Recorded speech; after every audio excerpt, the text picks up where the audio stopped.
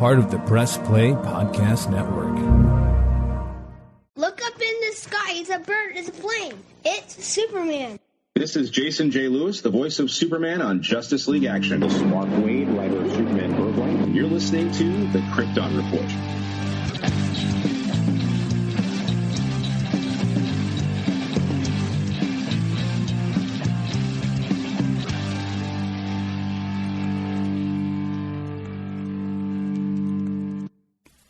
Hey everybody, today's special episode is an awesome interview with a new guest, but I do want to point out we had some technical difficulties that we weren't aware of when we were recording. There is a slight hum. We have worked on removing much of it, but it is still quite there, and I do apologize. So we will have our guest back on and continue. It was a great conversation. I really enjoyed it, and it was something with the mic in the mixer that we didn't know about until afterwards. But enjoy the episode. Welcome to the Krypton Report. I am your host, Tyler, the Superman of Blue, the Man of Tomorrow, and with me is not that lovable, cuddly man, James. I have a special guest. That's right. As a lot of you know, I say online, if you ever want to actually podcast, try a podcast, talk Superman, just send us a message. We really enjoy talking with other people about Superman. And today, I have a special guest. Welcome, Steven. Welcome, Steven. Thank you very much for having me. You're welcome. We were going to try this back last month, right? Earlier this month. I can't time. Yeah, I don't even know what month it is. Is it June? It all runs together anymore. It feels like. And there was one whole day that I was living thinking it was Thursday and it was only Wednesday. So when the next day rolled around, I was all pumped. My wife's like, "It's Thursday, Tyler, not Friday." I was like, "What?" I was like, "Dang it." In fact, I think it was Superman Day we were supposed to record, or on Superman Day. It was close to it, yeah. Yeah. But as you can hear, Steve is not from my neck of the woods. No. He's from a nice little place across the pond. That's the expression, right? Across the pond, yeah. Yeah, I guess so, yeah. Yeah. Which is cool, because I love talking to other people about, anything. But with Superman, like, you know, the perspective that other people have from other countries, it's really fun and fascinating and enjoyable to just get other perspectives. So I'm really excited. You and I have been chatting online for a while. Yeah. Just kind of. I think I followed each other for a bit, haven't we? So. Yeah, just kind of like you'd share a post or anything, and I'd comment, and we just kind of chat, and then eventually I was like, "Hey, you want a podcast?" you know, it's the next logical step. You're like, hey, let's do this. So what we do on these type of episodes is we're going to talk about a certain story. But before then, I always like to talk about a little bit about just your fandom. Can you give us a brief history of your Superman fandom? I feel like I need to do the Jor-El, like, come with me, Nelson. You know, that he does in Superman 78. Come with me. I guess we go past galaxies. Yeah. Hold on, everybody. Let's go. That's where it actually starts. When I was like 3 or 4 years old, my dad put Superman 78 on for me, and that was the first superhero thing I think I ever saw. I mean, I might have seen He-Man before then, but I don't count He-Man as a superhero. He's kind of like a different genre, although I just kind of cross it, if you know what I mean. 'Cause I suppose it did start as a comic and a figurine, so... Yeah, but there's a certain quality, like, about He-Man. I'm with you, like, I don't know, I've never thought about it, but it's more mystical and... Yeah. Like... Maybe like fantasy. Fantasy, yeah. There we go. He's a fantasy figure.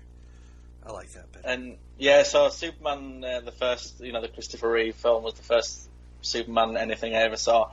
And I'm pretty sure I saw it before I saw anything Batman, so that's maybe why I prefer Superman to Batman. But I do love Batman as well. So I love Batman. I don't hate Batman.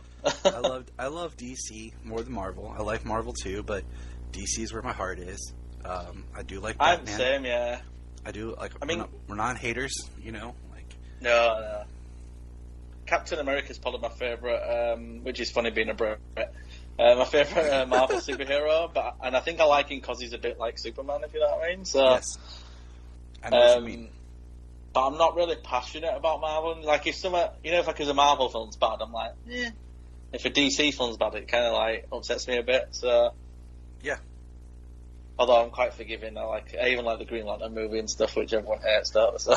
there is, like, I like to tinker, and we'll get to this later in some questions about some of your activities, and I'll let you go back and talk more about your fandom. But I like to tinker with certain movies where I'll watch, like, if this was edited a little bit different. Yeah. I'll love to go in and try to mess with it, like take out scenes or rearrange some stuff or just kind of twist it around and make my own edits. It kind of started, a friend of mine had asked me if I could edit some footage of Deadpool, the movie, for his, I think he was 4 or 5 at the time. And I made like a little 10-minute Deadpool, the first film, like edit just for, a kid to watch and just feel like, I'm watching Deadpool, and then it was just kind of like one of those things like, this is kind of cool. And then you watch a movie like, they should have done this, especially like with Green Lantern, because the way it starts, you're like, man, if they would have reorganized a couple of things. And and one of my edits was starting with Hal, and when his eyes, like doing scenes of his dad blowing up, and then his eyes pop up, instead of having him have like the visions while he's piloting the plane, it happens before he gets up in the morning. Well, I've long thought if you re-edit that, you could probably go get the raw footage of that film, re-edit it, and make it into a much better experience. There is someone could get in there, and this isn't the Green Lantern podcast, but I think you could retweak that film and make a better movie than what it is. Definitely, So, but no, if I had to say I hated a DC film, the only DC film I would say is probably Catwoman. That's a pile of garbage. I've never actually watched the whole thing. I think I watched half an hour of it once, and I was like, not watching that ever again. I'm not a drinker, but I'm not either. But at New Year's, my wife, I wanted to do, because we were building up for the release of The Batman, and we were kind of reviewing films and stuff of Catwoman or Penguin if we hadn't already, talked about it. And so for a Patreon, we watched the Halle Berry Catwoman, and my wife and I shared a bottle of wine. And like I said, I'm not a drinker, but she does every now and then. And we did it, and it was hilarious because we're both like, we know it's garbage. We're going in knowing it's crap. That's why we're drinking. They're probably the more fun ones to do, though, aren't they, really, if you think about it? You probably have more to say when you're watching a bad film. Yeah, it is, like, it's fun to be a little objective, like, watch, like, okay, what worked in this? Nothing. Like... Yeah. Well, it's like Superman 4. I think if you fix the effects of that film and restored some of the deleted scenes, which I don't know if you've ever spoke to Aaron Price. Yes. I've actually reached out to him trying to get him on the show before. I love seeing his restoration stuff. And it's so good. He's a nice guy as well. I spoke to him. He's a really nice guy. Awesome. I heard him on a podcast, a friend of mine's, and he seemed like it. He is, yeah. The scene where he tweaked where it's Chris and Helen as Superman and Supergirl. Oh, God. Chef's kiss, I just always think I wish he'd have been in that film, like that. I actually do quite like that. That's a bad film I like. Supergirl, I've got a soft spot for it because it's part of nostalgia for me. But if he'd have just been in it, I think he would have elevated it just a little bit more.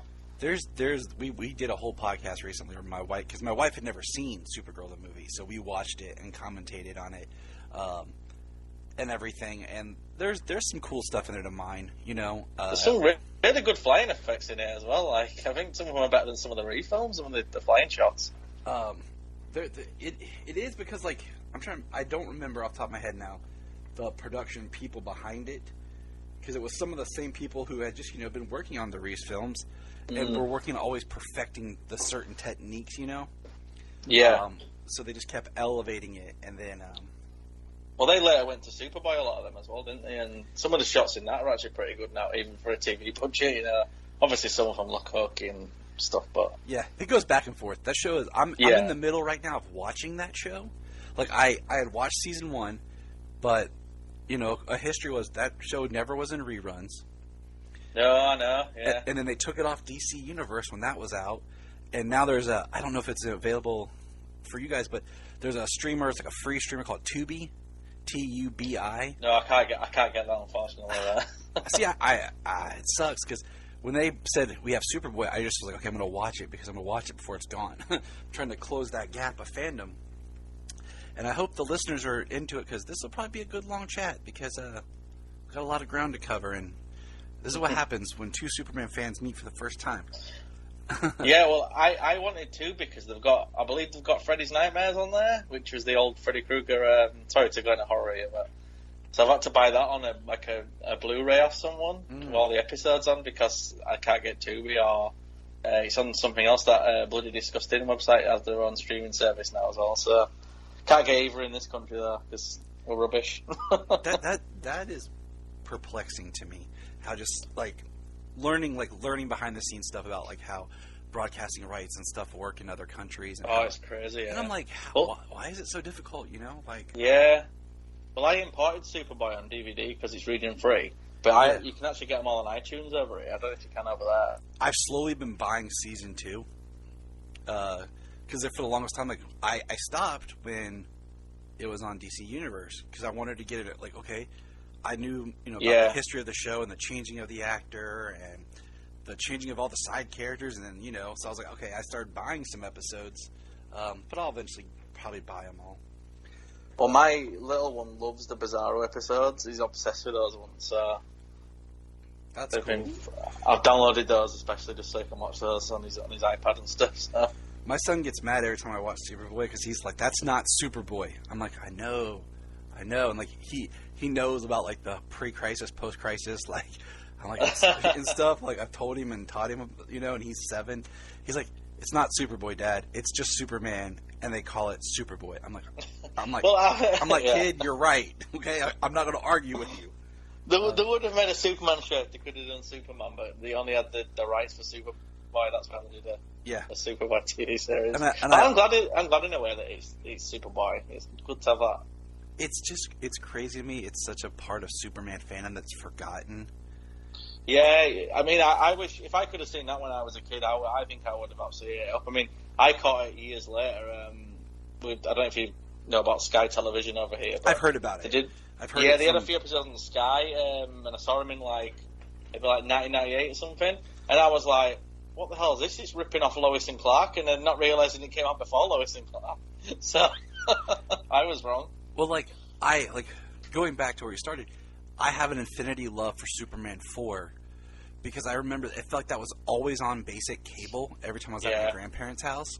And one time I saw an episode of Superboy, and for years I told people there's a Superboy show, and they'd be like, "No, dude, you're thinking of Lois and Clark." No, I'm not. There was a Superboy show, and I was young, so I couldn't hit the convention circuits or whatever. And then when Superman Returns came out, is when they released the first season on DVD, which is probably the worst season, ironically, but it's the easiest one to find. And I was like, there it is! I knew it existed. But here's some other questions for you. Oh, also, sorry. Anyway. You're fine. I do go off on tangents. I apologize. No, you have no apology needed. You tangentialize as much as you want because that's what heroes do. I actually prefer Superman 4 over Superman 3. Well, can I just mention something about Superman 4? When I was a kid, that was my favourite because Superman fights the bad guy in it, in a proper fight. And as a kid, I didn't notice the effects were bad and stuff. Right. So I agree. Same. I think I still prefer 3, though. I think if they restored 4, I think 4 would leap over it. Now, let me ask you a question. Have you ever watched Superman Redeemed? Is that when somebody mixed 3 and 4 together or something? Yes. No, I haven't managed to get a copy of that, unfortunately. Okay. I'm not a huge about a lot of fan edits and stuff, but Superman Redeemed does such a good job of mixing elements from the Lester Superman 2. So it's kind of it feels almost like it's the follow up to the Superman Richard Donner cut in a way because it mixes elements from Superman 2 and makes a great narrative using Superman 3 and 4. And I did a whole podcast on digging for Kryptonite about it because it's a very unique fan edit. Anyways, it's an interesting think piece. And just I don't mind seeing it. Yeah, because I've got a fan edit of Superman Returns that is miles better than the actual version of the film. Really? That's called Superman Restored, and it restores some of the deleted scenes and cuts some bits out. It's just a much more thrilling watch. It's got the opening scene when it goes back to Krypton. Yeah. It starts off with that, so it doesn't start off with some text on screen saying it disappeared, blah blah blah, and he's done some edits for little things. Like there's a bit where, do you remember when Superman goes to stalk Lois? He's cut a lot of that stalking Lois stuff out. Yeah. But I mean, do you remember when he goes to a house and he's Yeah. flying because he's upset afterwards? He changed the narration from Jor-El to Martha watches it earlier in the film, and it just fits so much better. I have goes such with, a love for that movie. Like, I know it's not perfect; it's got its flaws. Yeah. But it was just so exciting. It was the first one I got to see in theaters of Superman. It held such a special place because it came at the perfect time I needed it in my life. I'd love to watch that. And I think if you had, sorry, go ahead. I think if you had, I think that's another one of those films. If you go in and kind of re-edit bits of it, like I think the color grading was a bit rubbish on it and stuff like that, like little technical things as well. But I think if you could just go in and re-edit it, I think you could make it into a bit more of a better film than the theatrical, because I feel like the theatrical, it kind of plods along. Yeah. I think the score is one of the best scores in the entire franchise. I'll die on that hill. I think John Ottman does not get the credit he deserves as a composer. Because I agree with you. I think his re-orchestration of Williams' theme is so beefed up that you could play me, because it even starts a little different. Like, it starts with the dun, dun, dun, dun. I actually prefer his version, which might be sacrilege. Nope, I agree. And like I said, it's not a knock on Williams. It's just he reorchestrated, he changed a little bit, but it's still Williams' music. So it's no way a knock on Williams. So here's another question for you. We got how your fandom started. Check. What does it mean to you to be a Superman fan? Like, is it just like something like my wife will joke and say, like, we are in the cult of Kal. She joked with me because I have so much stuff. And, in my family, like, if people find out you like one thing, that's all they get you. So, like, I have a lot of stuff. It's like, it's tight. Like, for Father's Day, my sister-in-law and her boyfriend, they got me a really cool statue of Superman flying, holding Batman. Because that's what people know to get me, Yeah. But what does your, like, fandom, kind of mean to you as a Superman fan? Is it... Oh, I just put me on the spot. I know. I thought about sending you these questions ahead of time, but I was like, no. It's better in it sometimes. I mean, it might sound daft because, like, obviously I love my family comes first of everything, but, like, Superman is, like, everything to me, and he's like, I support, like, a sports team over here called Chelsea. I don't know if you know about football or you play soccer, are you? Mm-hmm. They don't mean anything near to me that what, like, Superman does. He's kind of like I don't know, it's just he's always been in my life as well. Got me through some tough times. I mean, when me and my wife got married, we had a bit of a Superman themed at wedding. There was like a wedding cake with a Superman and I say a Lois, but it was just the bride. That's awesome. I walked in on my wedding to the Darth Vader march. So. Oh, that's brilliant! I love that. Yeah. She planned it for me. It was awesome. Well, it's a little on the other side on the darker side, but Yeah, well, we walked into the reception after to the Superman theme. With pianist was playing it for us, so that was quite good. That's awesome.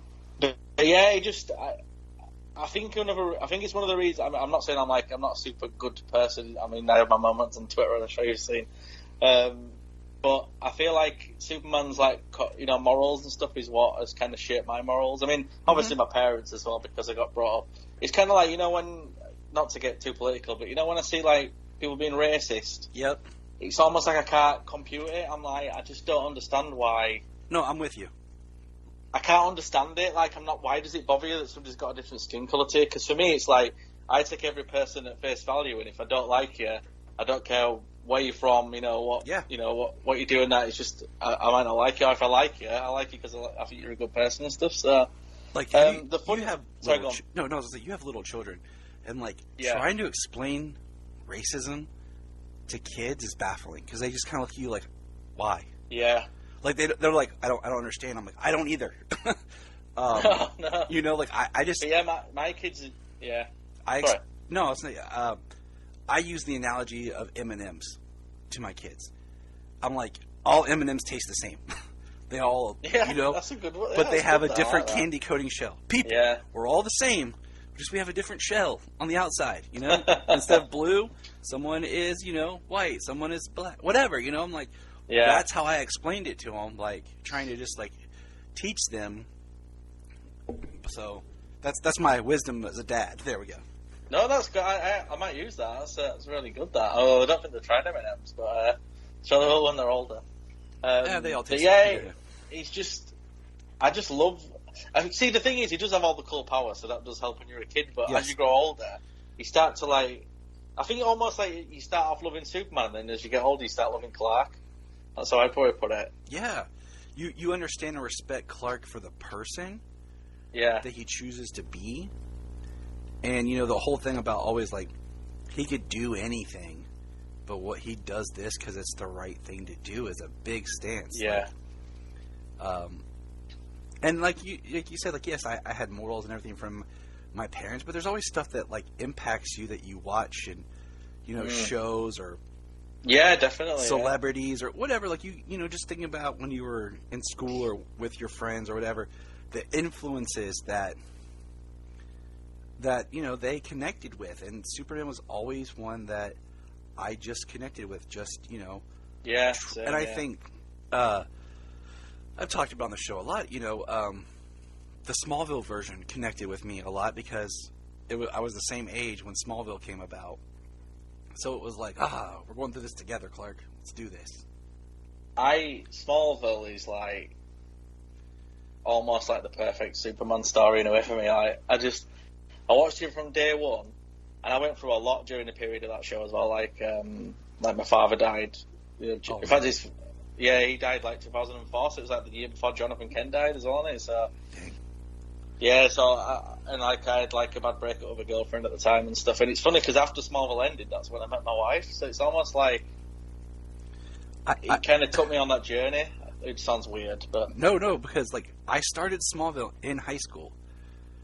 A month before Smallville ended, or 2 months before Smallville ended, I married my wife. Oh wow! You know what I'm saying? Like yeah, and like how like the end of Smallville is about Clark and Lois trying to get married, and I have a saying like. I would love to get this on a T-shirt, by the way. It says, you have to go through your Lana to get to your Lois.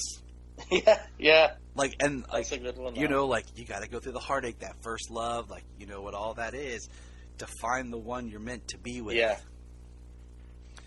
And it's funny because my ex-girlfriend was a redhead as well, so it's kind of like traditional Lana.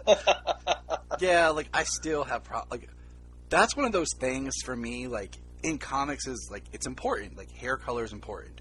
Because you only had so many colors to work with. So, yeah.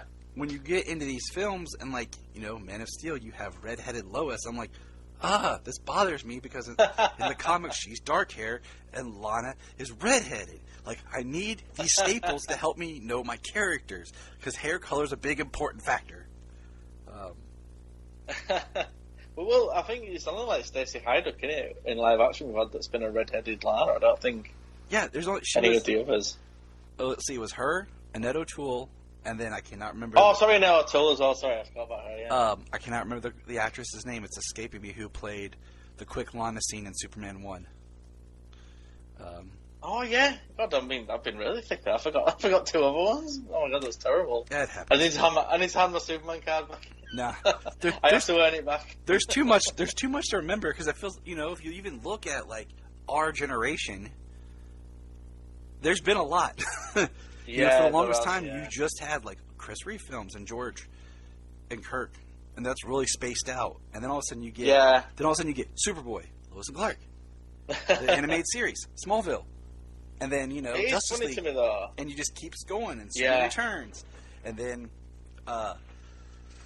you have a short reprieve, and you just have other characters, and then boom, Man of Steel, into Supergirl, BVS, then Superman and Lois. So it's just yeah.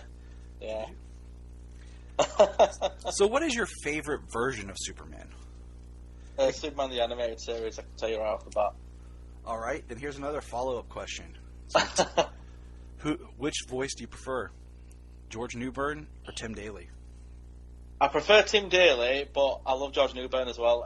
This is something I was going to mention. Like, you get a lot of people who've kind of like, they kind of like I think we're seeing a lot with Star Wars now, where they kind of cut out the new stuff. I just love Superman so much. I like all the Supermans, so Yeah. I don't think there's anyone I've disliked. But with the voice, Tim Daly, if I read a comic, it's Tim Daly that the voice I hear.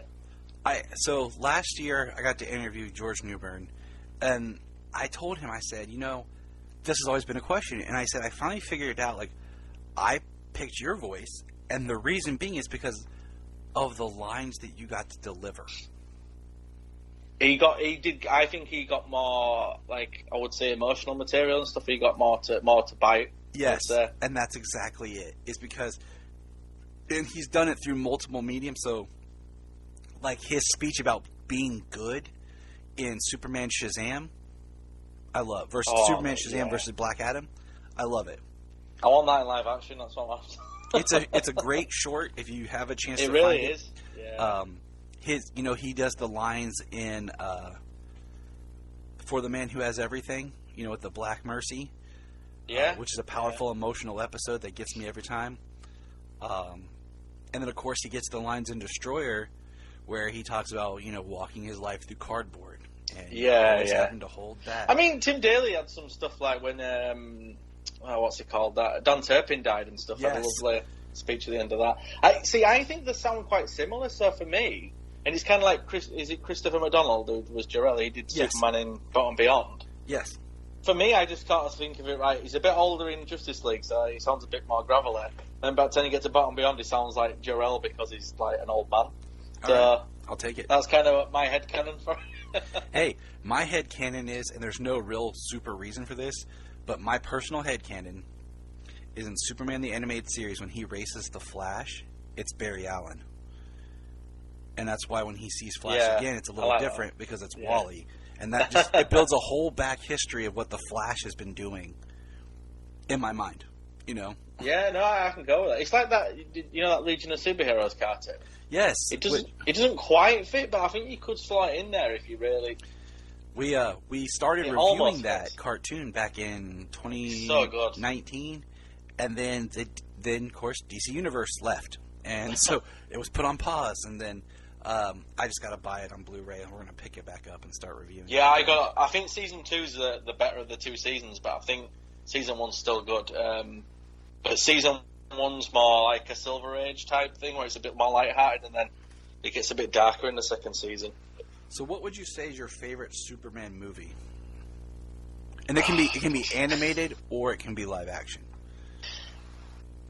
This is hard. See, Superman 78 is always going to be. I sort of cheat when I do my rankings of films. Like, I put Superman 78 and Batman 89 in this they're kind of like on a Legends list, so they kind of can't be touched. And then I have like other ones that join it on the Legends list. I know that sounds really stupid. No. Hey, we all have our special rankings on stuff. Like it's There's no wrong answer to any question. We're not snobs here. You know what I'm saying? Like there's enough different versions and variations of the character that's appeared that everyone has their first Superman. Of course, yeah. Like which one are they going to see? Like for my kids, I wonder if like their first Superman is going to be more along with like Man of Steel, or if they'll be Superman and Lois, Tyler's. Like, will that be the one they identify with? Is that Superman? Well, there might be another one, but it's time I don't know how to. But it's going. But I think Man of Steel is probably my favourite right now, if that makes sense. Yeah, because sometimes right now. Yeah, because sometimes it shifts. Like you're just in the mood, and that's talking to you right now, and that's where you're aligning yourself with, and then maybe down the line, you're like, you know what? Actually, I'm feeling this now. I kind of feel like the stuff Zack Snyder did with Superman and that as well. Like, I think he took a lot of risks that I think will benefit the character in the long run. And I actually think Man of Steel probably holds up better now than it did when it came out. And I think if it came out now, I think it would be a lot better received. I think it's because it was a bit ahead of its time. Yeah. I mean, that's how a lot of Snyder's take on characters and stuff has been. Is like he's got to slow it down, Zachy. Slow it down, buddy. But I feel like with Man of Steel, it's just the score to that as well. Is like if you're going to update Superman's score, that's the perfect way to do it as well. It's just it's just flawless. Do you remember that Superman 75 short Oh, yeah. cartoon, like, just listen to it sometime, of where it starts with the John Williams theme, and then it blends in the middle into the Man of Steel theme. It works really well as well. And it works. And I will tell you, since Man of Steel came out, my alarm on my phone to wake up to has been the same thing for 9 years. It's the Man of Steel track, What Are You Going to Do When You're Not Saving the World? Yeah. That's what I wake up to. I think that's the other thing for me, where I love Superman 78 so much, but the turning back time ending is... I mean, I know it bothered me as a kid, but as I've got older, I kind of think it's a bit of a cop-out. Yeah. Where Superman of Steel, I feel like the ending is just, like, perfect. Like, when he's talking about, like, he needs to do something with his life and, you know, get a job and all that, so he can keep his ear to the ground. And then he's got that music starts building up, and then he smiles at the end, and you're like... I just think that's the perfect ending to, like, a comic book movie ever. Well, for me, anyway.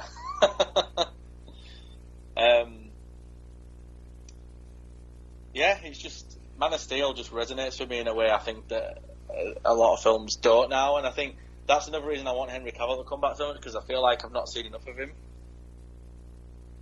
Yeah, I agree. Because his sequel is taken up by other characters. He needs another solo film. Like, that's hands down. And I feel like what happened with, like... I don't want to call it Justice League, but I think that's the best way to that's think fine. it. That's what I call it. My kids call it that, I feel like Cavill got really screwed over in that. Like, he got... As soon as there were a problem with the mustache, they should have just said, right. And then you watch the Snyder Cut, and you're like, what was wrong with what you had? Everything there is, like, perfect for Superman. Yep. It's just so weird to me that they went back and reshot loads of his stuff and put in, like, some really... Like, the return scene, like, the returns. That is just pitch perfect in the Snyder Cut. And you watch the theatrical, and you're kind of like...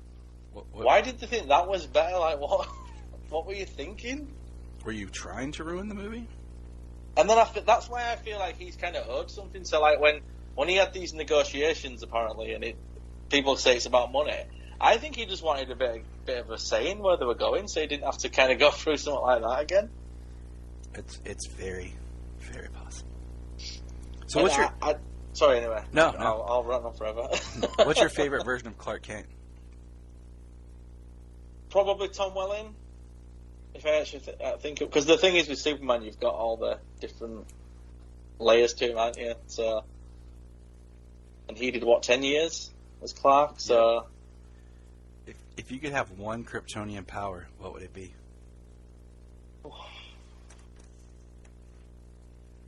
If I say flight, do I get the invulnerability with it, or do I just... See, that's what I've kind of...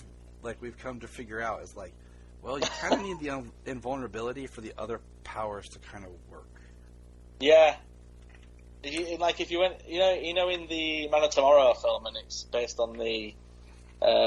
what's that book? American Alien. Yes. Where he puts the goggles on and that. You probably would need to do that, because you'd have bugs and all sorts flying into your eyes. Well, it's like so many times when they have the Flash, like... He burns through his clothes and stuff till he learns how to, like, control his lightning and everything around him and everything, like... So it's just like, yeah. All right, here's a controversial question. Okay. For some reason, this question alone divides Superman fans. Trunks or no trunks? I don't care. Either way. I've come down to... In live action, I prefer no trunks because I think you can make it work. But, then they did, like, the Kingdom Come styled suit, and the trunks looked pretty good. That's probably my second favourite ever live action Superman suit as well. I think part of what helps that is not having the bright yellow belt. Yeah, I probably agree. But then again, I think if you go back and watch the Superman Christopher Reeve, that suit still looks good considering it's like cloth or whatever. Yeah. Spandex. Yeah, I'm not fussed. I mean, if you ask me if there's something I really want, I'd rather have the S on the back of the cape. See, every time. Now, would you want the gold S or like the black New 52 style? I would not be fussed. I think if it was Superman and Lois, I'd have the gold, but for Henry Cavill, I'd probably have the black. I can go with that. On the red. One of my favorite things they did in the New 52 is I liked that in one of the books, Jor-El takes off his cape and wraps Kal in it. So Superman's cape is Jor-El's. cape. Oh, I like that. That's and good. then in Krypton, the series, they kind of gave a nod to where Seg's grandfather, so it'd be Kal's great-grandfather, has the black on the back of his cape. But yeah, I agree with that. Like, I would like to see on the back of the cape. By the way, Krypton, they shouldn't have ended it. I love that. That was such a good show. I had really hoped that they would do like they had done with Babylon, or not Babylon.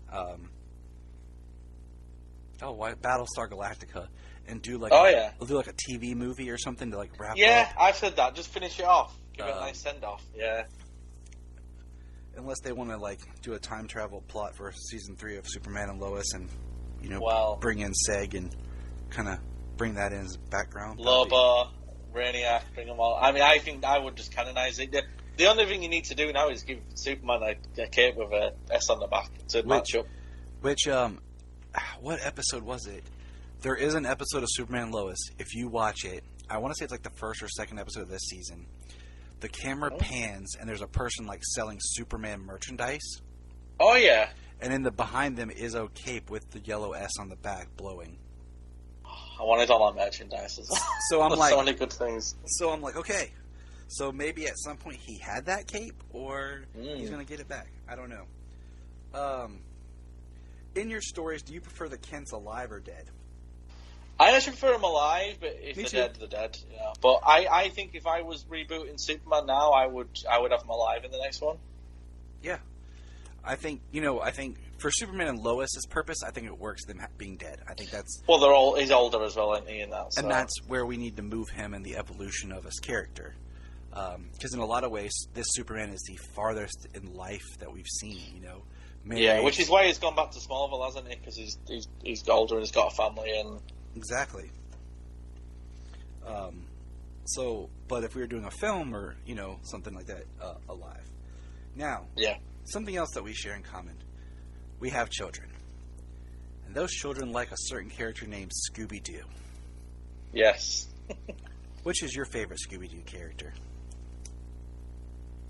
Probably just Scooby. I just love Scooby-Doo. I used to like Scrappy-Doo as a kid until I found out as an adult everyone hated him. I was like, what? You're like, yeah, I don't like that. What are you talking about? Because he was the villain in the film, wasn't he? I remember thinking, why is Scrappy the villain? And everyone was like, because everyone hates Scrappy. And I'm like, did they? I didn't know this. You're like, yeah, we do. Yeah, that's right. Scrap. Well, it's funny because I remember watching those films when I probably were like a young teenager at the time, and I thought they were terrible, but watching them with my kids now, I actually think they're really good. Like, they're not like great films, if you know what I mean. Like, yeah, the best written, but they're fun. I like the second one better. Yeah, the second one feels like what the first one should have been, doesn't it? Because it's like a mystery. Yeah, it feels like where the first one is real monsters. Yeah, like it's an episode of Scooby-Doo with them grown up and all that. So yeah, it totally feels like it works. I really want Scooby-Doo and Superman because I get tired of watching these Scooby-Doo team up with everyone. Thank you.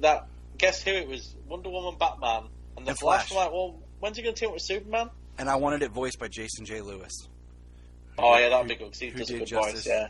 League Action, because the other voice actors were the League Action voice actors, and Justice League Action is a show that never quite got the love and attention it should. Great show. Yeah, I think they did so well to get those stories out in 10 minutes. Yeah, they did. I mean, the show is great. It's one I actually bought on iTunes when it came out because I didn't have cable and I wanted to watch it with my kids. And yeah, my son was only like 1 or 2 at the time, but they're there. I have them to go back to. They're perfect for this generation because I think kids nowadays, like, they don't have the attention span I think maybe we had when we were kids. But it's so interesting because if you go back and watch old cartoons, they were shorts.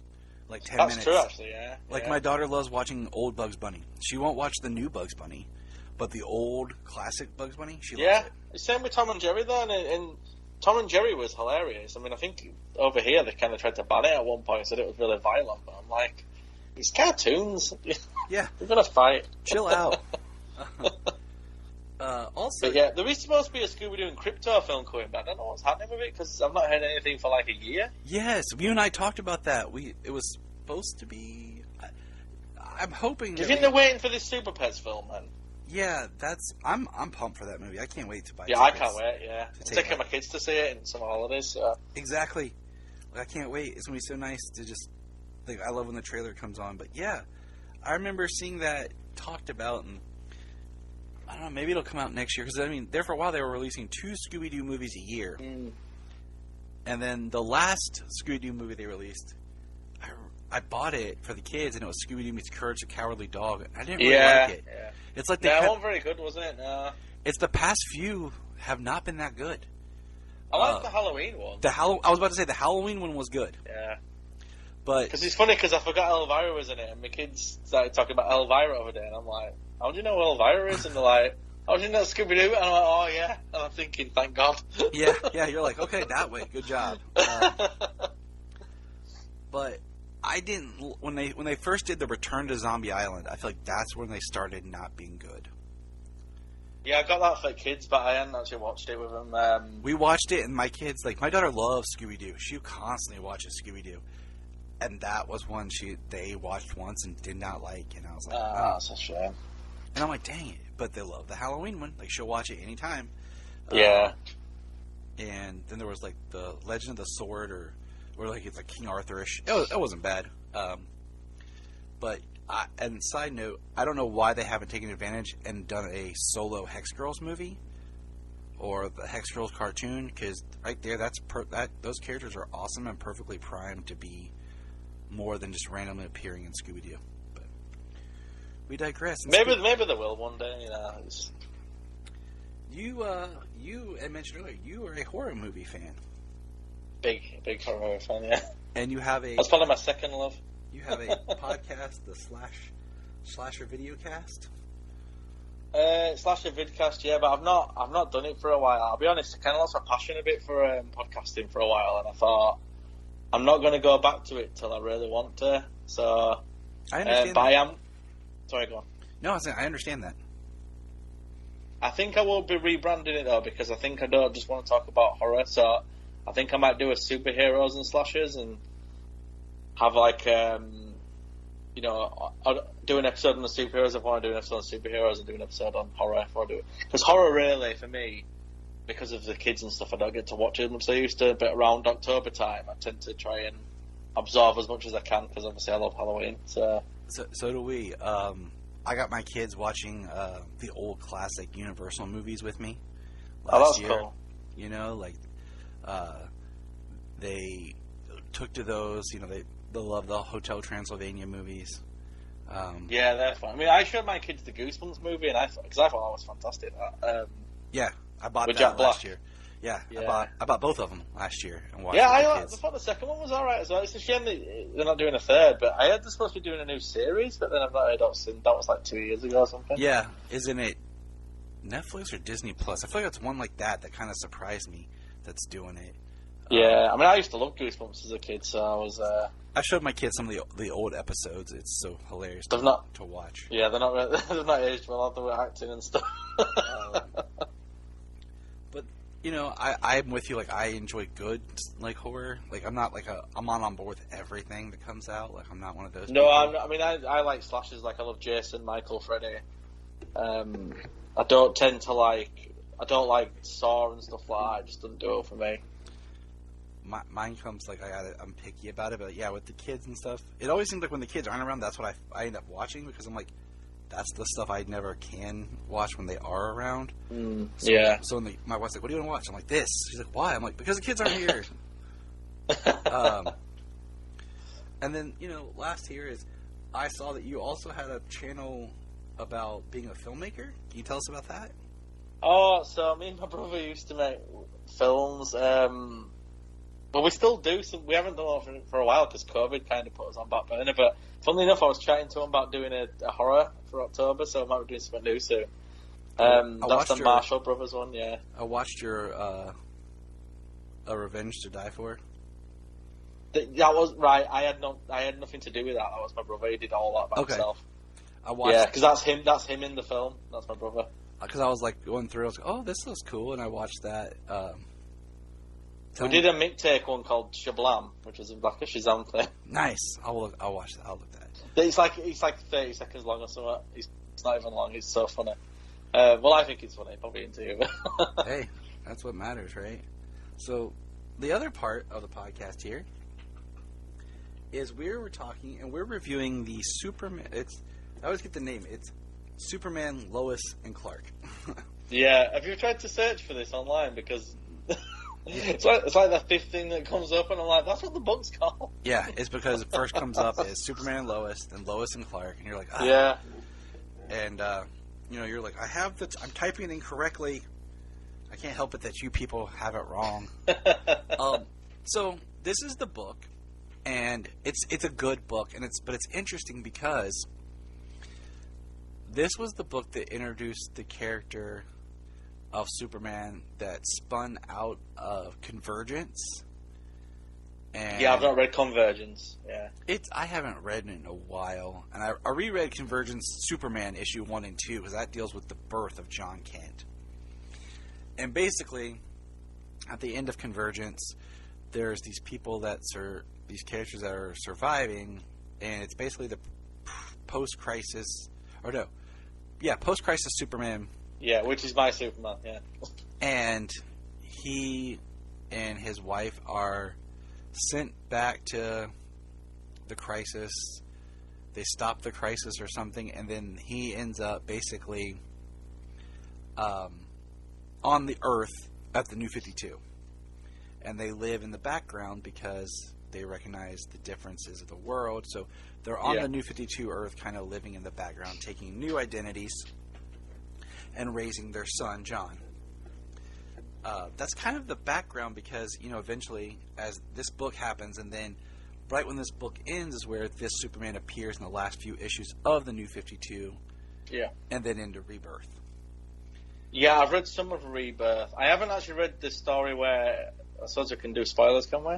Yeah. We're spoiler filled. This book's been out since 2016, and Rebirth happened in 2016. Well, yeah. I mean, I'm not a regular comic reader. I read a lot of graphic novels. I don't tend to go. But I did try and start collecting when the New 52 started. And I really liked that first Action Comics run of Superman, but then I got kind of bored of the New 52, and then I came back when I heard about this because this is my Superman. Yeah. But I never read the story where that Superman died. Did he ever come back after that, or did he just stay dead? Okay, so let me give you some background, okay? Because this is something we talk about. Because what happens is how retcon comics work. Yeah. Is how Dr. Manhattan played a role in creating the New 52. Was that in Doomsday Clock? Yeah, it's in Doomsday Clock, hinted at in Rebirth, and then Doomsday Clock. Yeah. And then, of course, if you follow the patterns, Doomsday Clock came out later than it should have, because it should have made more of an impact than it did, but it's whatever. Didn't it keep getting delayed or something? Oh. Yeah, it got delayed, significantly. That's one of my favourite comic books. I want to reread it all the way through, and I haven't done it. The Superman, the issue, you know which one I'm talking about, right? The main... That is the best Superman thing I might have ever read. It was so good. So basically, pre-crisis, or post-crisis, Superman is basically Superman Blue. He's the blue energy of Superman. And the New 52 Superman is the red energy of Superman. Oh, wow. So they brought that back. And so what happens is when he dies, his energy goes into Lana, and she becomes Superwoman for a while, and then I think she ended up dying. Or lost the power, or whatever. Sounds like you're cursed if you got Superman red. But what happens is Mrs. Pitalik, you find out he was messing around with stuff, and he was the one in Rebirth posing as Clark Kent. Yeah, I do know about that, because I think I was following stuff about that, yeah. And then he starts changing things, and you have John trying to, with his parents, trying to talk to him, and they don't remember him. And then what happens is the red energy is there, and it combines with the Superman and basically upscales his powers, but that's kind of part of in Rebirth that kind of solidifies everything. So the New 52 existed and all the old stuff existed. All of it existed. All of it counts. However that works in comics. You know how comics go. Yeah. But that was kind of the thing, and then after that, it's because you did the Superman Reborn storyline. And that's when he gets the costume that I really like, where it's all blue with the red boots. I think I've read that one. And he's got the red belt with the yellow shield on, And that was the whole story of the whole what they did there and kind of retconning so that everything happened. And then recently, I bring this up just because I think it all ties into our story, is, with the Superman Son of Kal-El book, which is, one of the worst things that Bendis ever did was he aged up John. Yeah, I agree. Yeah. And I have a quick story about that I'll tell you in a second, is... it kind of retcons John being born in the fortress and kind of takes out the convergence angle and everything. Because, in the story we're about to talk about, John's 8 years old. Okay? I think, roughly. He's like roughly 8-ish, I think. And then he gets aged up somehow because this all happens, and then when things happen and when Rebirth starts, he's like 11. And I really like John at this age. Me too, yeah. I'm enjoying Superman Son of Kal-El, but I liked seeing Superman as a father. And I had the privilege of, I have my Convergent Superman #1 and my Superman Lois and Clark #1 are both signed by Dan Jurgens. Oh, wow. And I had the honor of getting to meet Dan Jurgens and talk to him. And, one of the big things was you could tell just in his tone as him and I were talking, he didn't like what they had done with John. Because he talked about, wanting to write more stories at John at that age. And, Peter Tomasi even came back and did another round of the Super Sons with younger John. Yeah, I read some of that. It's really good, that stuff, yeah. And I really enjoyed that. And like I said, the Son of Kal-El stuff's great, but I loved kind of identifying with Superman because, in a way, all right, it was 2015 is when Convergence happened. Superman became a father in the comics the same year that I became a father. And now reading this book this time, like, my son's 7 and, John's roughly 8 in this book.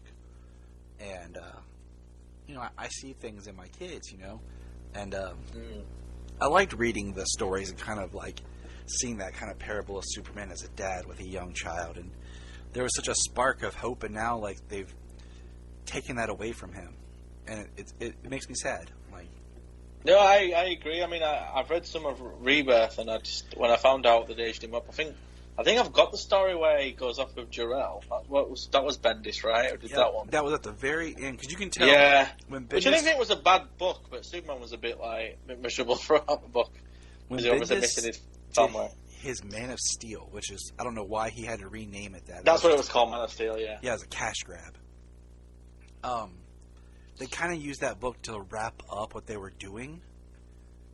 Because you can tell, that book is so much of, quickly going over what was still the Oz Effect story. They wrapped it up in that book so that Bendis could start fresh with his Superman run. But that's not what we're talking about. We're talking about a good book by Dan Jurgens. True, yeah. So, do you reckon the creators of Superman and Lois had to have read this book? Because I do. I think they had to. Because I feel so similar in it when you just cut it down to its core or whatever. You think it's an 8-issue book, which is interesting because I feel like usually these type of books are 6 issues. Yeah, but it's an 8-issue book. It's a good read. I love the art. I love the black suit. I've never been a big fan of the black suit as far as in the Death of Superman, but I like this black suit. The only thing I don't like about the Death of Superman one is it goes right low down. Is that's weird. I don't like that about it. But I mean, I love the black suit in the Snyder Cut. Yeah, because that one I'm okay with. But I like the Tyler Hoechlin Elseworlds and yes, he wore it as the evil. I like that suit as well. I think it's a lot better than the old suit he had, the red and blue. But okay, here's what's crazy about that suit to me. Okay, I'm going to go on a tangent. The base suit is the exact same suit he was wearing in Supergirl at the time. But the black suit, they gave him a collar, which I really liked the collar. It really suited him, yeah. And they gave him better boots, because I hate the boots and belt of his Superman suit on Supergirl. Yeah. And then let's flash forward to Superman and Lois now. I like his suit, except I don't like that his symbol is not 3D. Like it's I not agree, popped. yeah. And I don't like the shoulders because I don't like the high neck on it. No, I don't either. I don't understand the choice. In fact, the Fleischer suit, I think, is the best suit on the new. I like that show. suit. I don't know if I'd want it to be my permanent suit, but I did really like Well, it. you couldn't, could you? Because it's like spandex in it. So. But the boots on that look great, and like his new boots this season look good, and his boots last season look good.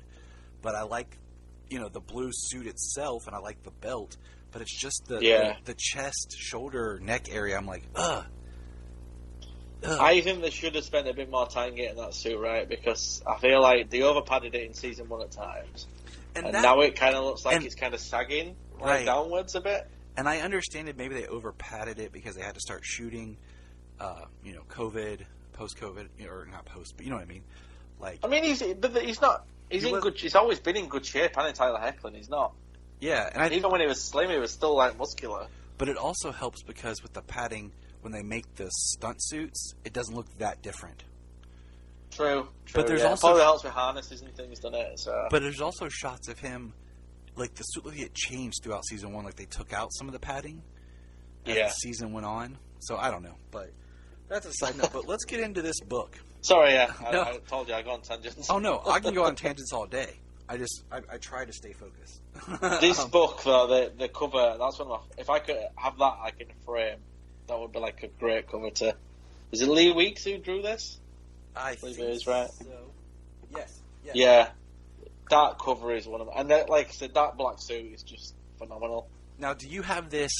Are you looking at this in a digitally, issue by issue, or in a trade? No, I've got the trade right next to me. Okay. I'm copying it right now. There you go. All right. So, I have the individual issues, but I have to pull the first issue up on my computer because my signed copy's framed over on the side. Oh, wow.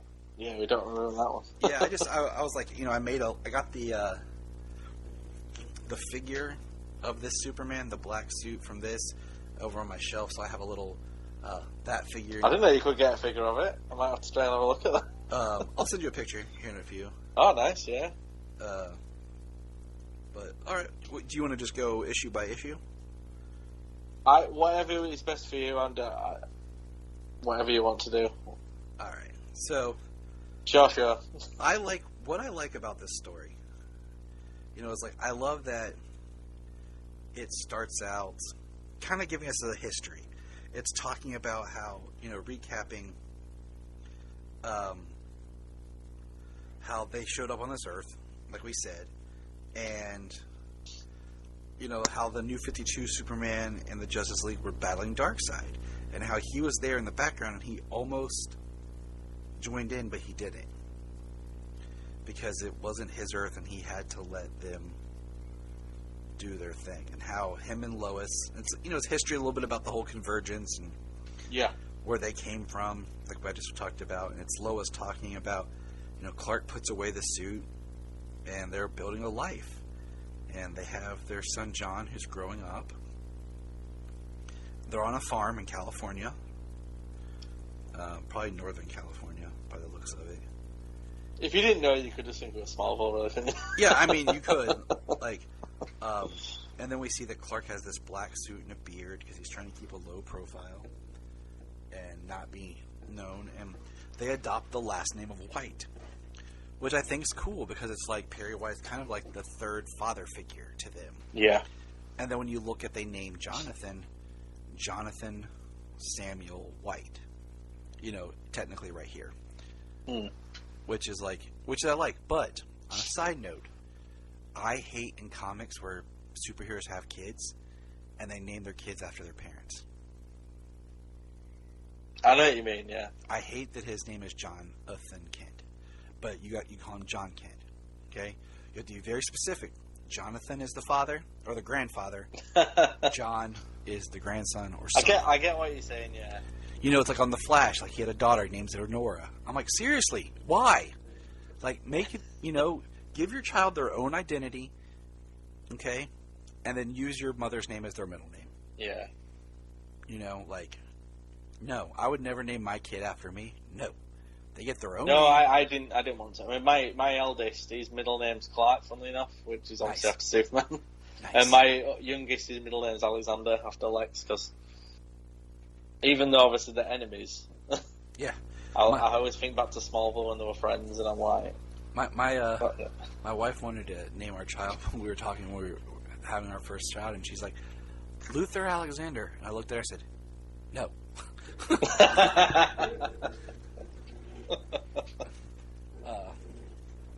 Sorry. Nah. I've done it again. I just think it's hilarious. So, all the beginning is just kind of set up. You know, we're getting used to their life, what Lois is doing. You know, she's writing a book. John's going to school, and Clark's going out in the world as this Superman, and we find out the Isn't Excalibur. the first thing he does is rescue Henshaw? Yes.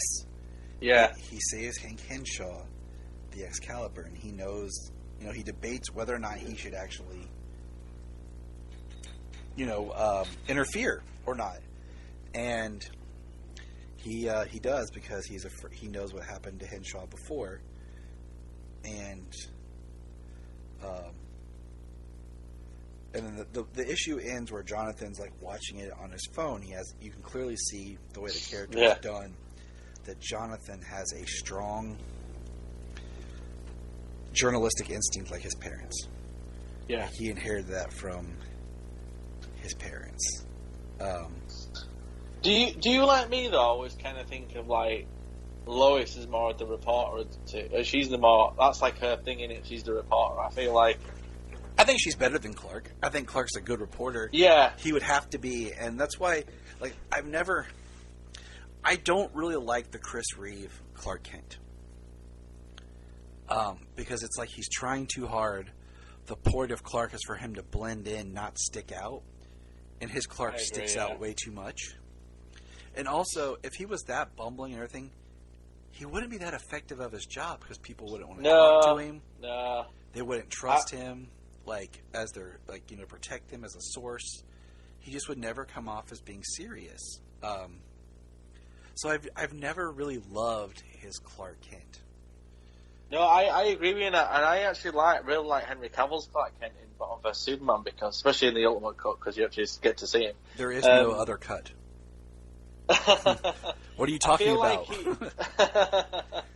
I feel like he in those Clark Kent scenes get really overlooked in Batman vs Superman as well. But you can kind of see how he's kind of like his Clark is just kind of like he's almost reminds me a bit more of the Birthright Clark, where he's kind of like people kind of forget he's there. He doesn't really. It's funny because Henry Cavill stands out, but I feel like as Clark he doesn't. He kind of just mingles in, and I feel like that scene where you see him go to Gotham and stuff and actually be a reporter, and that's some of the best reporting Clark Kent I think I've ever had in live action. I think I prefer my Clark more like that. In fact, I actually think the best Clark is probably on Lois and Clark. I love Lois and Clark, and I really like the little differences of the Clark that we see on Superman and Lois. Yeah. Tyler's I think Tyler is kind of like an amalgamation of 7 different versions, and he kind of takes little bits from each of them. And I don't think he's necessarily intentional, because I know Tyler's not watched a lot of the previous Superman stuff, or so he claims anyway. And I feel like he kind of reminds me of I'll just bear over here. No. Friday the 13th, Derek Mears. I don't know if you know, he played Jason in the remake. And then also played Swamp Thing for our DC fans. He did. Yes, there you go. It all comes back to DC. I feel he was kind of fortunate in a way, but I don't mean that's a bad thing, but kind of because he got to come after everyone else. So he could kind of take all the best pieces. Yes. And I feel like he was the same in that role. I think Tyler's absolutely amazing as Superman and Clark. I think his Clark's better than his Superman, personally. But I think his Superman's great as well. I've said that I feel like in a lot of ways he's the greatest hit Superman. In the way that the writers took each version of the character, wrote what they liked about that characterization, and then found out a way to put that into their scripts and stories, and they've been able to just put it all in a blender and make this version. Well, I think in the... Sorry, I'm going on tangents again, but I think in the crossover stuff, I think his first 2 appearances on Supergirl were perfect. I think they absolutely nailed the writing. I think after that, they they didn't quite hit it right. They did some poor decisions in my opinion. I think after that the problem is they couldn't have him overshine her. It was her show. But don't you think that they already did that in the first 2 episodes? And that's the thing is like he came in for that, and it was like, okay, cool. But then people liked him. They wanted it back, and they gave us more. Yeah. But they're like, well, we can't have him do too much stuff to overshow everybody. So he came, because we did, right before Superman and Lois premiered, we did like a look back where we watched every appearance that he did in the Arrowverse and talked about like, the character. And that was kind of what we came to, was they had to put him in the background. They couldn't have him be too good up front. I think there's ways of writing it, though. Like, I think the way they wrote him in those first 2 episodes, I don't think he did overshadow her. I think he was kind of like a bit of a... It was exciting to see him because it was the first time he'd seen him on it, but I feel like they did a good job making them more equals, and after that I kind of felt like they just kept putting him down. And, I'm with you. I'm with you. Like, And I almost feel like Elseworlds almost got him back on, on the good trajectory, but then they kind of messed it up again towards the end. And then Crisis, I just think he might as well not have been in Crisis. Crisis was fun to have him, but they gave, Brandon Routh his time to shine because they knew that he was getting his own show. I mean, the Superman fighting, that was great, but I just would have liked to have seen him, because they knew he was getting his own show when they did that, so why didn't they just kind of make him stand out a little bit more? Because they knew he would when they had, it was the swan song of Brandon, and they knew what they were about to do. I guess so, yeah. And everyone's going to lose their mind. Got rid of Brandon in like 3 seconds, didn't we? I was like, come on. Oh, I know. It sucked. It made me upset because it was like... But yeah, I think Superman and Lois is kind of... This is one of the reasons I'm kind of reluctant for it to be in the Arrowverse, even though it kind of technically is. I feel like they should keep the connections tentative and not really go all out with them. I've said if Superman's going to be in a crossover, he should go on The Flash. I don't think anyone should be coming over to his show. I think it'd be jarring as well, tonally, just the way it's filmed and stuff. Oh yeah, it's definitely has a higher caliber. But they're obviously going to answer the question out there next week, I think they said. Yeah, when the finale is next week, yeah. And, see what they say. We could go on so many thoughts right here. I'm just like... and then we could... Yeah.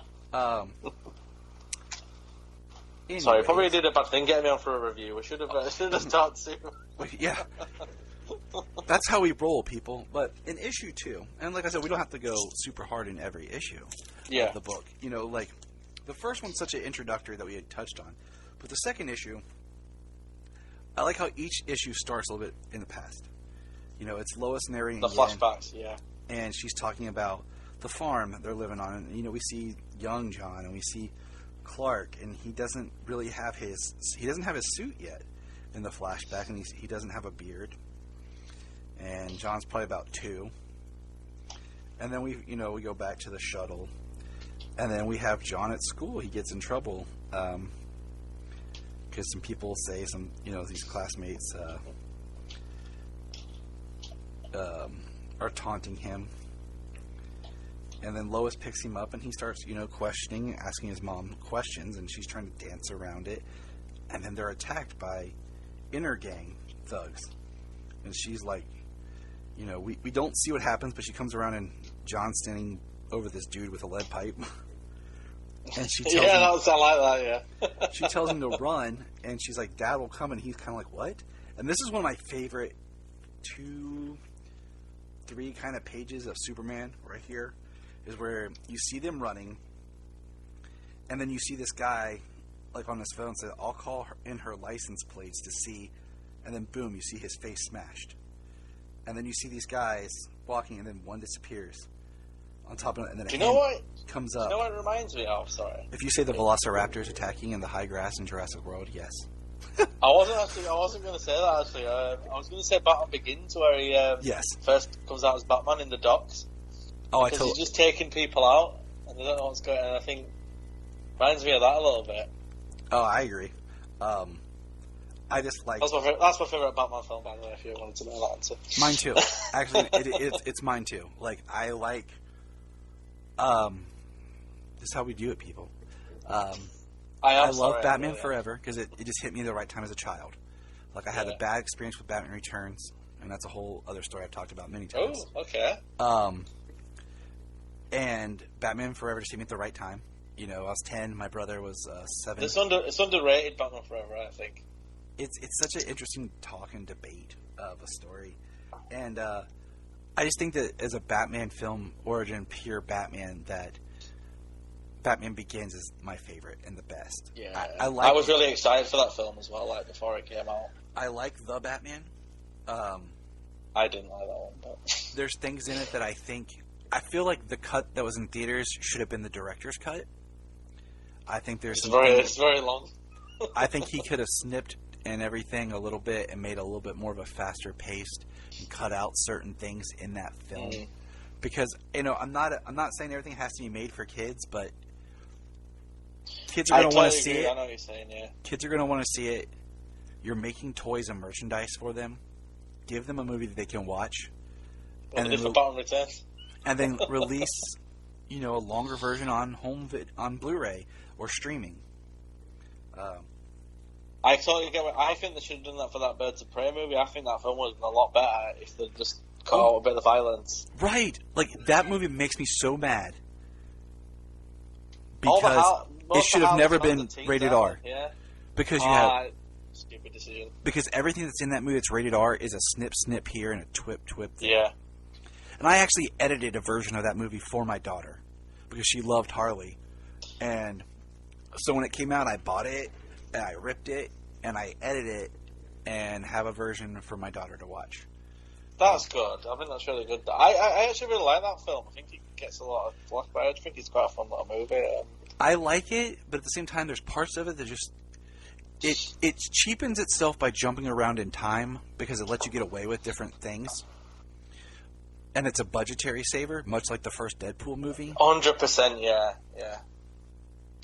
I think there was a cooler way to make the film. I will totally agree. I think they should have had some proper costumes in it for a start. But don't get me started, I'll go. Yeah? I actually think, you were about editing, actually. I want to set someone a challenge up. Sorry, just didn't have a tangent here. The Snyder Cut. I want somebody to make like a 2.5-hour version of it, just to see if it could be done. Oh, yeah. And make sense. Yeah. Because I think if you think about what would have come out in 2017 if they had the 2-hour mandate and all that other palaver stuff, there might have been a version that would be like a more accessible version for like young people and stuff and moviegoers. I would say 2:45. Yeah, I think you'd have to do it probably 2:45. Yeah, and I think because like each film got a little bit longer, like Man of Steel and then BVS. I love those 4 hours for me, but yeah, for a good theatrical run, yeah. But I think Birds of Prey should have never been rated R. It was the wrong movie to try to do that for. Yeah, we could keep going, but back to the book. Henshaw, John is listening to his parents outside, and then we get a backup page about someone light years away on another planet. Dum dum dum. Quick question: when you first read this, did you think that was Maxima? Because I totally did when I first read it. I thought it was a backup story the first time I read it. Like that was like a different story. Like I didn't realize it was actually tying into it. There was anything to do. Oh, right, okay. I was like, oh, what's this? Okay, and then I kind of just brushed it off, and then because like when this came out, I think there were several issues into it before I actually understood what it was, and then I went out. Oh, okay. And I got it, and I got all the issues to catch up.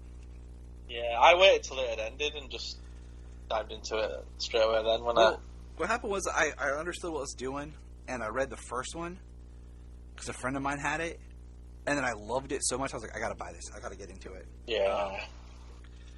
And it's one of those, anymore when there's short runs like this, I've kind of got to the point where I wait and buy the trade because I know I'm going to enjoy it much more. I think I prefer this kind of story as well. I'm not really into like the whole... I can't bother to keep up with the continuity and stuff. I rather would read like these kind of like... I agree. Contained stories. I agree. So. It's so much easier to... Hey, here's a great... Like even this one that teeters on having stuff that you should know before and after. It does a good job of filling you in. Yes, doesn't it? that's what I'm about to say. It does a great job of filling you in enough that you can really understand what happened. This issue, number 3, has a new character, Blank. Christopher Lambert from yeah, Mortal that Kombat. is like the first super villain that this Superman actually gets to take on, because he says he has telekinetic powers and telepathic, and he was never on the other Earth, and he talks about where he had to put him, and he puts him in his fortress, his place of being. And then that was all in the flashback, and then we come up to Clark did, he searched the Intergang stuff. Their Intergang didn't know who they exactly were meeting. They just know they were going after who they thought might be the Author X. That's right, yeah. I'm just thinking they didn't actually know who she was, did they? They just assumed she was Author X, yeah. Because they followed You're still her. right, to be fair. Yeah, because they followed her car from... And Clark, they have a new car. John comes out, and they try to talk to him about, hey, that was something that's going on. We talked to the police. Don't say anything to anybody. And then he's getting on his bus, and Lois says, you trust him to ride the bus? If you're wrong about Intergang, and Clark says, I'll just follow. And we see him, get down to his suit and take off flying. And then the next page is him saying, he followed the bus to school, and then he goes to his fortress, which is like a makeshift fortress.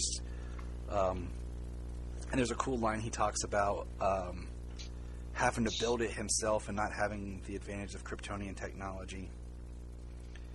And it's neat to see, he's still doing his thing here. And what we find out is Henshaw is taken over mentally by Blank, trying to free Blank.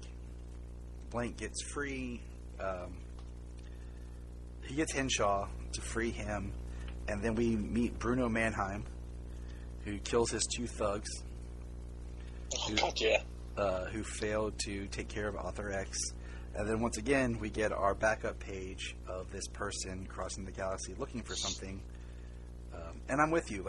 At this one, I was like, oh, that's Maxima. Because it has... I was convinced, yeah. It has that Maxima feel. Oh, yeah.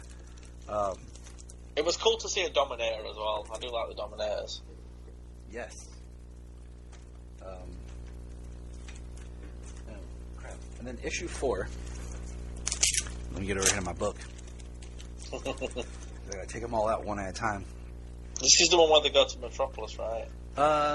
Yeah. At the beginning, they're in Metropolis as several years ago, and there's the saxophone player who recognizes Clark's voice, and we see it's their anniversary, and they buy a Superman T-shirt for John. And Clark kind of smiles and talks about the symbol being different. He's like, I like mine better. And she says, this is the only Superman John knows. And then they almost see Jimmy Olsen. Well, they see him. They kind of have to... Yeah, they kind of have to she puts a hood up, doesn't she, and they kind of duck away. Yeah, so Jimmy doesn't see him. And they would be a little older than the, Clark and Lois of this world. And well, that does come back, doesn't it, in Rebirth when she... didn't she try and take the place of her, and she's worried because she looks a bit older, yeah? Yes. And that was that's why you had that first Rebirth story. And then when they do Reborn, it kind of makes everything work out hunky-dory. Yeah. As always. Yeah, it's kind of like in the comics, now is we're still, the fallout from Bendis revealing Clark to the world, and it's will we eventually get back to get me started. When will we get back to the status quo of Clark having a secret identity, which I like. I don't like everyone knowing. I mean, it is a fun... It doesn't work, does it? I think if you're in, the Legion of Superheroes time, it's absolutely fine by then, but it's like when you watch that Elseworlds, we're talking about when Clark's talking to Kara and she's talking about not revealing her identity, because I think the president wanted to know it or something. Yeah. And he's like, the identity is, they keep our loved ones safe and stuff, and in fact, that's what I mean about Supergirl. They made a big deal out of keeping her identity there, then 2 seasons later or whatever, they took it away, didn't they? Okay, I'm on record. I hated this finale of Supergirl. It didn't feel... I stopped watching after season 4, so I thought it just got terrible. I had to go on through, man. We had to finish it for the podcast. That's where we started, but I hated how it ended. It didn't feel like a series ending. It felt like a season finale to start a new season with an interesting plot, and I did not like it. But they totally did the Bendis. I mean, I had a lot of issues with that show. I won't go into me because I don't want to annoy any fans. But he's like, I don't want to be here for another hour and a half, dude. No, yeah. Bendis. Let's not get started on, but let's just pretend they don't exist. My thing, if that had been in a graphic novel, Elseworld story, yeah, sure. But for the main continuity, it just bothers me because it serves no purpose. I understand the point of they're trying to make in the story, but at the same time, it's too difficult because there's a lot of stuff you would think that would be happening they don't write in the story. But yeah, anyways, we have Lois and dropping things off to her editor for her book, and we realize that it was a setup, and she has John with her, and that Inner Gang is there to get a look at her, and she runs into Bruno Mannheim. Meanwhile, Clark's in the fortress fighting, and there's a lot of interesting dialogue in this about him. He's not as powerful as he was, and he doesn't know why. Yeah. They mentioned something. Is it the sun daughter or something? Is it because of the sun's different or something? Oh. That's one of his theories, and I don't remember if that's brought up played off. Did they ever kind of solve it? Or in Reborn, everything gets solved. Everything gets solved. I mean, did they ever explain it? Sorry, or was it just one of them things that kind of? I don't know. Let's pretend that didn't happen. And that's the thing is, I'm kind of in the mood to do a Rebirth reread just because I love the stories with Superman and John.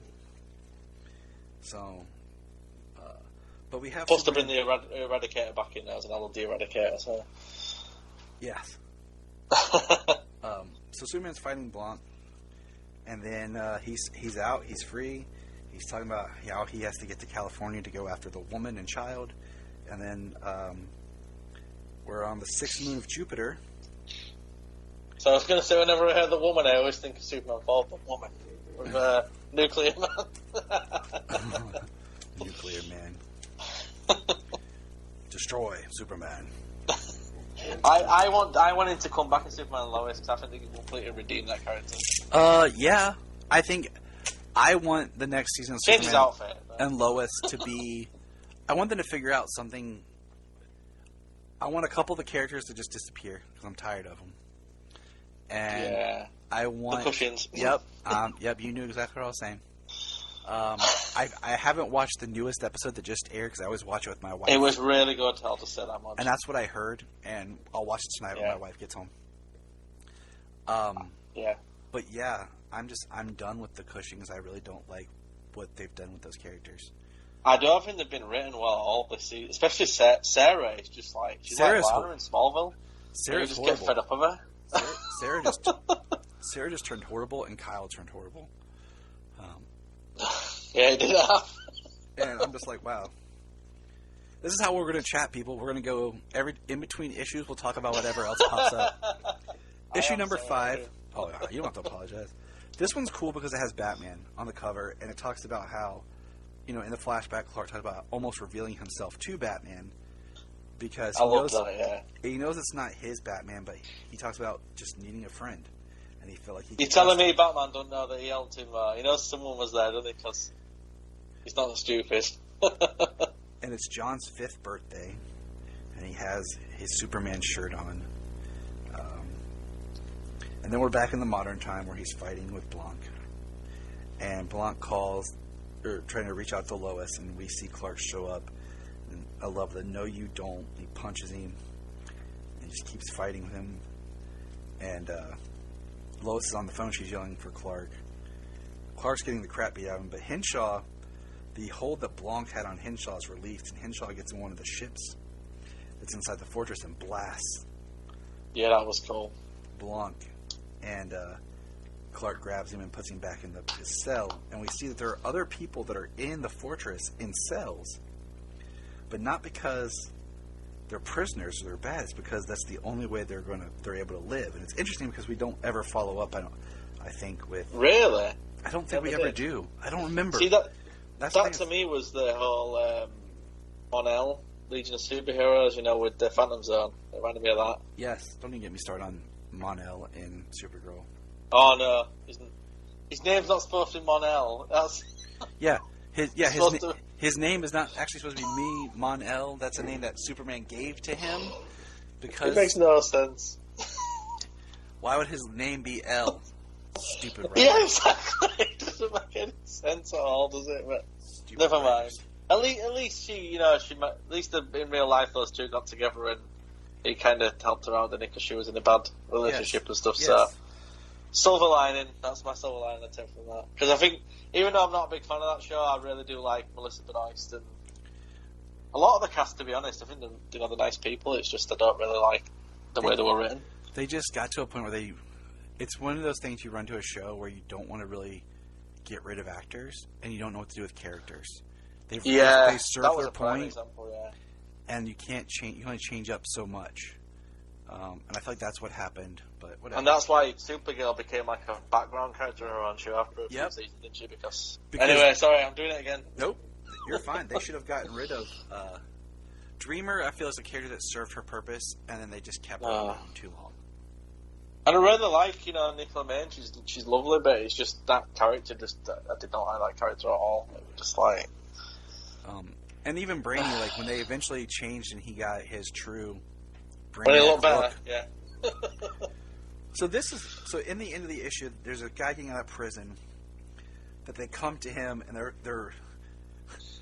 they want a television show called America's Favorite Badass. Yeah, and I'm like, weird. Yeah. Basically, they're gonna put him in a mech suit and let him tear stuff up. I feel sorry for this guy. I mean, set him up, don't they? I agree. Like, I was just reading this, like, oh yeah, because I like how there's not exactly one through villain in this. There's like little obstacles in each issue. Yeah. Like we had Blank in 2 episodes. We have this mystical woman. We have the Henshaw here that Clark drops off on the island, and him and Henshaw make up a story. He's got part of this jewel that she's looking for, and then when Clark goes back, inner gang. Lois tells her about the inner gang incident, and then John finds Superman's shirt. A big shocked face. He's like, and so. Did that Blanc ever come back after this, or was it? Not that I can remember. Right. Maybe Christopher Lambert threatened to sue. He's like, hey, I didn't know I was in your book. Maybe some money. And then issue 6 starts with a really great a flashback to what happened in the New 52 when Lois Lane outs Clark as Superman in the New 52 during the Truth. Which I didn't like. I don't like that decision either, but that's neither here nor there, I guess. I understood why they did it because he was being threatened and this villain was going to do it anyways, so they just got ahead of it. And fair enough. I didn't actually know the history of it, so there you go. Now you've explained it, I can understand it. And that's why Lois did it, and then whatever. And then we have these great things of Clark flying around using his super hearing and like the different ways it's depicting him trying to focus in on Lois's publisher's phone ringing. Yeah. And he eventually finds it, and then we see John's at school. He stayed after school, and he's working on a paper on Superman. And we get another great action scene of Superman flying in, beating up the bad guys, and taking off to save. He saved the lady, the publisher. Yeah, what's her name? I'm terrible with names. I know too many, and that's where I get lost. Chorus phone. And then we see the guy on the bridge for America's Badass.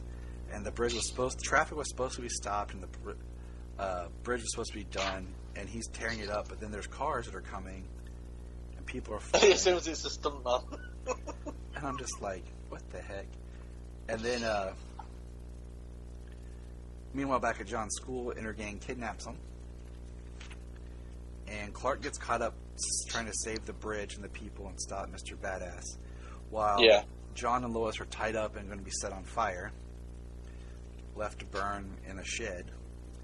And John, we get a very intense shot of a mom and a daughter who's in a car that's sinking. Yeah. And then we see the producer for America National Badass or whatever find out they never blocked the road that they were supposed to. And John starts to have a breakdown on how his parents have lied to him. They've been holding something out that he's heard them talking. And he breaks the ropes. He snaps the ropes, and they're standing there. And then on the next page is when we get our first... Which I thought this was the end of the book, because it's like a one-page splash page of Hyathis. Yeah. Hi, Penella. Has she ever come back? I don't think so. Right. Of Alistair, and she wants the Oblivion Stone. And she comes into Henshaw and this government agent. And I thought it was the end of the book, and I was like, oh, man. And then I turned the page, and nope, there's Superman battling the guy in the armor. Well, yeah, that does actually feel like the end of the And here's what I'm trying to figure out: if Superman ever saved that mom and daughter that were drowning.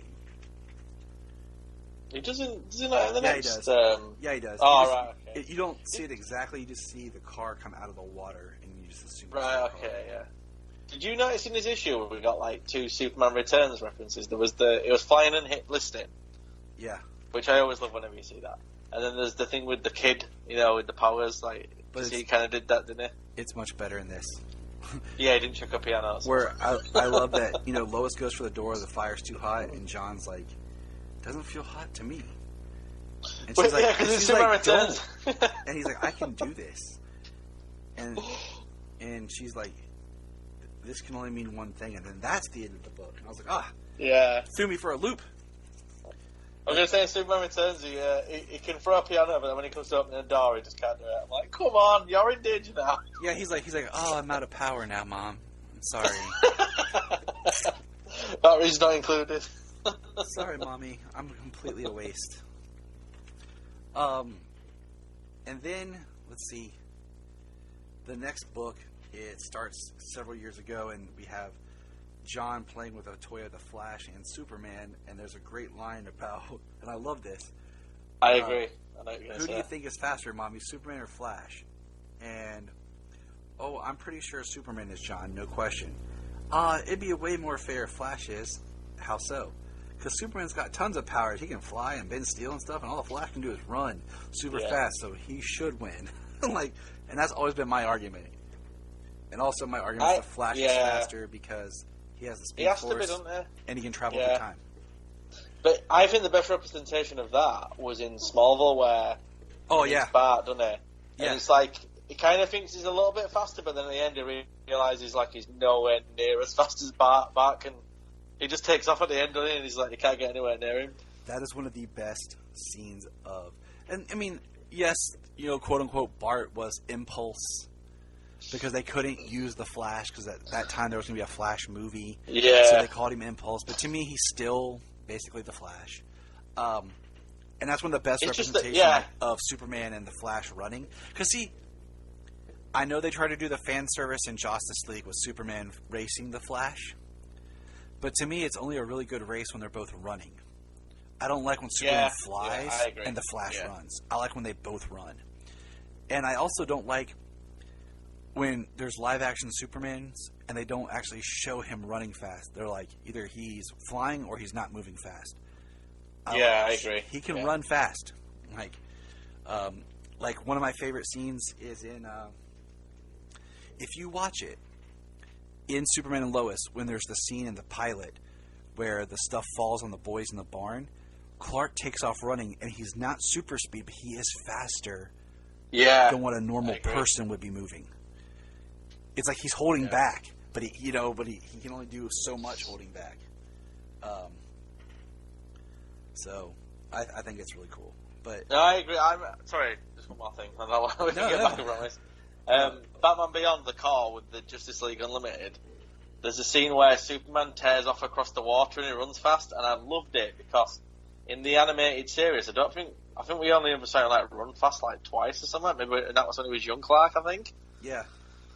So I kind of liked that he kind of used that, because I think there's times where he would need to run fast and times where he would need to fly. He couldn't just exactly do what.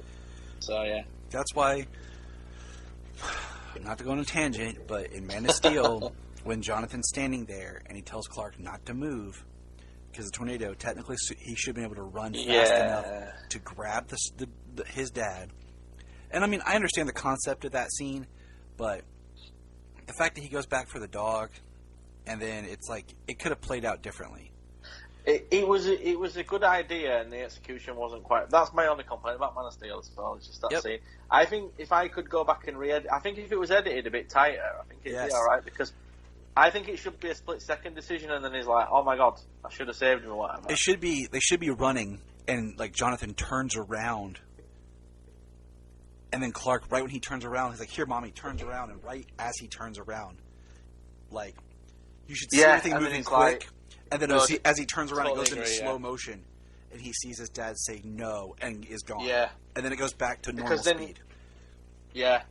Because I remember thinking at the time, if I'd have been working on it, I would have probably said to Zack Snyder, like, I think you need to do this for this. Because it needs... Even if Martha's holding him back as well or something, just to make it a little bit... I just think there's so much time passes, isn't there? You're like... Yeah, he's like, "Mom, stay here," and he's watching. He could have gone at normal speed and got him. Yeah, exactly.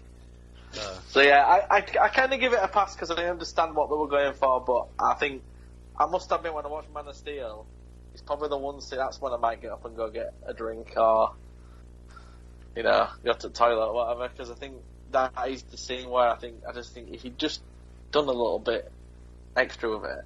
Because if it was a split-second decision, it'd be a little bit more acceptable, but because he's, like, watching him for half an hour, you're kind of like, just go on, what do you say? Anyway, sorry. No, you're fine. And I agree, like, editing is key. Like, you tighten that junk up. So, the issue 7 starts. They're in the fire. John gets them out. There's no real, just that flashback at the beginning with the thing. Clark's battling the guy in the suit. He's angry that he's doing all this for some stupid trash television. Clark melts the camera and the news band, so they have no footage. Hyacinth gets the part of the stone that Henshaw has. Inner Gang shows up. They're going to shoot John and Lois because they're out. Clark swoops in and picks them up and takes them. He tells them to close their eyes because they're moving so fast. And this is where they have to kind of explain things to John.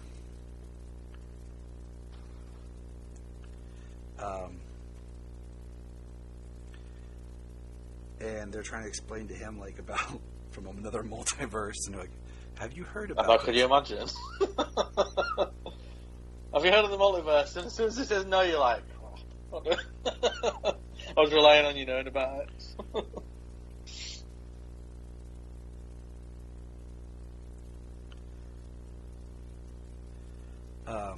So, yeah, it was kind of funny because they're like trying to high concepts to this child, and he like I think they do it well where he understands enough, but still angry but also excited because like Clark takes off because he's seeing visions, and John's like, "That is just so cool," and she's like, "I feel the same way." And then we see that she wants that piece of the other piece of the stone that's actually in.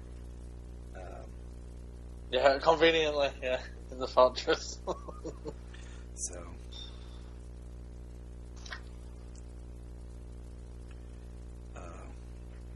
Well, surely she must have come back at some point, because this story didn't get wrapped up here, does it? It kind of does. I mean, it's weird because, like, here it is on issue 8. We start that panel of him flying towards Earth is brilliant, by the way. It's one of that. It's beautiful art.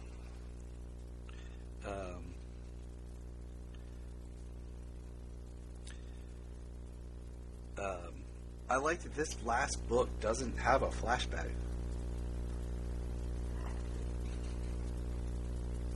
It just because it's in modern day, isn't it? Yeah. Because he starts to... And he tries to fly, doesn't he? Yeah. And he tells her, like, he's got to protect her from Inner Gang. Clark goes to his fortress, finds her.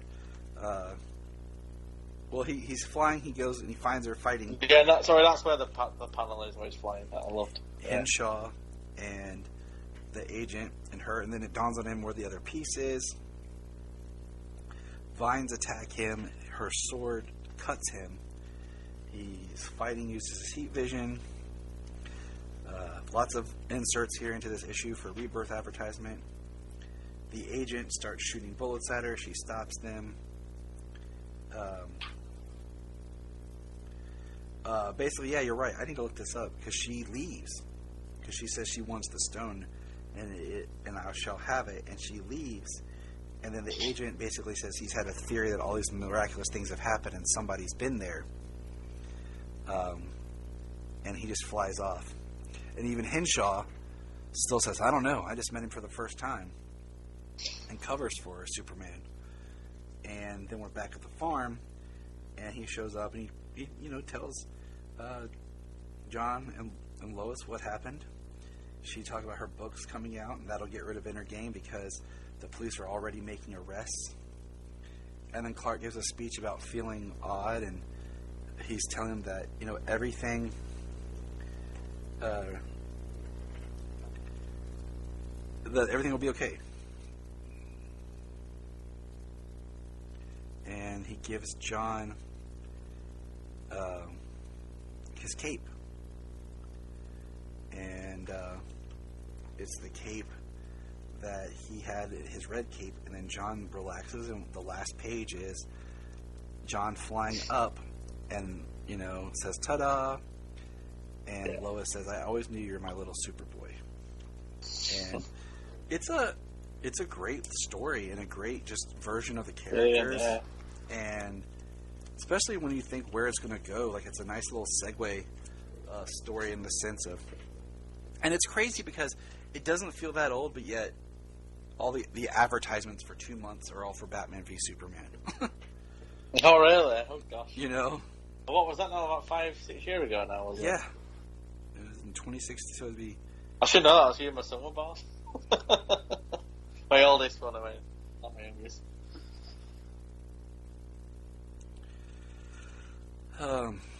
So yeah, that wraps it up. Yeah, I like that he don't fly until he can't fly until he gets the cape. I think that's a good little. Like, I don't know what you call it. What would you? Kind of like thing, you know what I mean? Don't you? Like, there's always that moment in there where they're going to fly. They need that little push or whatever. I feel like the cape is the thing that helps him have the confidence to fly. If that makes sense. So, but yeah. Well, we're going to say this. It's been a great chat. We're going to kind of put a pin in it here because we're going long. We don't want to go too long. I know, sorry. No, that is not it's me and my segues. Segues are great. What we'll do is, I know it's getting later there for you, and we'll just have to plan to have you back again to chat sometime. But any final thoughts you want to share on anything, and how can people reach you on social media if you want them to talk to you? Yeah, if you want to find me on Twitter, I'm at SteveBob1984, and if you want to follow the Slasher Vidcast, it's on YouTube, but like I say, I haven't done an episode for a long time, but I'm going to get back to it when I feel like it. Alright, everybody. That was Steve. Thanks, Steve, for being here. I'm glad you came. Thanks for having me. You're welcome. And remember... Look up in the sky! We just want to say, if you've enjoyed this podcast, please check out other podcasts on the Press Play Podcast Network. Remember to check out Krypton Report on all social media platforms. Go to linktree.com/Krypton Report. You find all of our information right there. And if you want to keep Krypton from exploding, join our $1 a month Patreon. That's right, for $1 a month, you'll get extra special content that you don't get on the main show, like movie commentaries and whatever else comes out of our mouths. So check it out, patreon.com/Krypton Report. If you are like Tyler and James and can't get enough super talk, check out these other podcasts. Digging for Kryptonite, Supergirl Radio, The Last Sons of Krypton, The Superboy Legacy Podcast, All-Star Superfans, Superman the Animated Podcast, The Aspiring Kryptonians. Always Hold On to Smallville. Caped Wonder. The Geek of Steel. And Truth, Justice, and Hope podcast. Hey, we're going to press pause and hear a few words from our other podcasts on Press Play Podcast Network. Hello, Brooks here with the Books with Brooks monthly book club podcast. Here's how Books with Brooks works. We read one book a month, and then we talk about it. Classics like Stephen King's The Shining, debut novels like We Are the Brennans by Tracy Lang, and tons of other compelling, life-changing stories, one book and 1 month at a time. So come read along with us, and then listen in. This is Dan Jurgens, and if you want to have a good time, keep listening to the Krypton Report.